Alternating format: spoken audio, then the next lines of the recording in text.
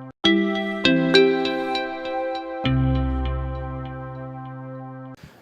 name is Konstantinos Roditis. I'm running for California State Controller. So if you guys can't remember, it's Konstantinos Roditis. It's that funky sounding immigrant name, the immigrant guy from Greece. So now a lot of you guys don't know what the controller does, or maybe you guys do, right? You're going to hear a lot of interesting things like, I sit on 70 boards and commissions. I have to do the payroll, and these are all important tasks, but let's get real. The professional staff of the controller's office is handling most of the day-to-day business. Why do we have an elected controller? That's really the point that we're talking about. Why do we have an elected controller? And the number one reason is, as the controller is the chief taxpayer watchdog of the state. It's to protect you when government steps out of line and starts doing waste, fraud, and abuse, and they don't care how they spend your money. Because guess what? Sacramento does that all the time. So the controller has the special ability to do something that no one else can in government. That's independent audit control. So instead of having the legislature get together and say, we want to go ahead and examine a project, the controller can step in and say, hey, what's going on here? And take a look and start doing an audit. And that includes money on state programs, even down to city levels, because they use state funds. But also the controller gets to hold money and stop payments when something is unlawful, right? That is the power of the controller's office. It's to protect you. So how does that look? Let's go ahead and get real day-to-day situations that we're seeing currently here in California, where the controller currently has been absent, has refused to audit, say a program like the high-speed rail. Now the high-speed rail was we were promised many things back in 2008, under Prop 1A. This was a voter-initiated bond. People were sold something and we got something else, right? Now let me go ahead and ask you guys, do you guys believe we are a people with a government or a government with a people? Do you believe that we the people are sovereign in this country and government's supposed to work for us, not against us? Thank you. Right? Government's supposed to work for us, not against us. When the will of the people say something, we need to respect the will of the people. Now, Prop 1A was told us we would barely pay any of it. We would have to have matching funds from the federal government and the private sector. You know what it also said? It had to actually be high speed. Shocking, right? It had to actually be high speed. But now what are we being told? 1/3 of the high-speed rail, if it's actually built, we'll have speed restrictions. Coming into San Francisco, it's going to be on the Union Pacific lines, and we're going to have up to 110 miles an hour.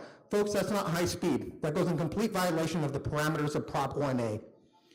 We're also paying 100% of it. Original cost was supposed to be about $35 billion. Now they're talking about $98.1 billion.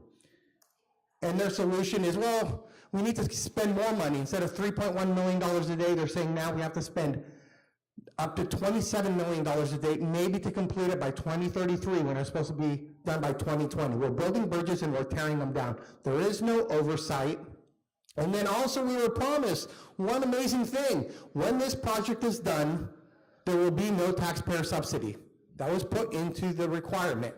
Now, besides the fact that the controller hasn't audited this program, and I give you just 3 things right there that's complete violation of Prop 1A, what the voters demanded. Remember, guys, it has an A next to it, not Prop 1. Why? Because there was made changes to the bill to get it to the voters to make those safeguards possible, and the voters demanded that.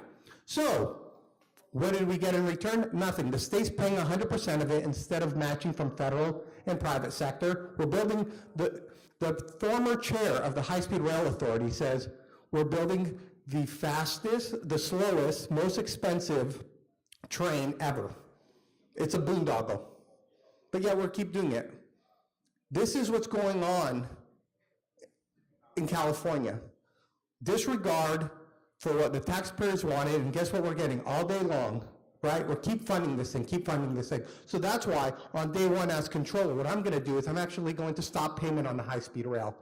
I'm going to go ahead and stop it because it does not comply with the wish of the voters. And if the current controller was actually doing her job of protecting taxpayers, she would have also done it. But no, we don't protect the taxpayers in the controller's office. We don't protect taxpayers in the state government. And that is the problem. Government isn't working for us. Folks, why are we building? Legitimately, ask yourself this question. Why are we continuing to build this? It's 1970s technology at best. It's not high speed. Even by our own admissions, it's not environmentally friendly.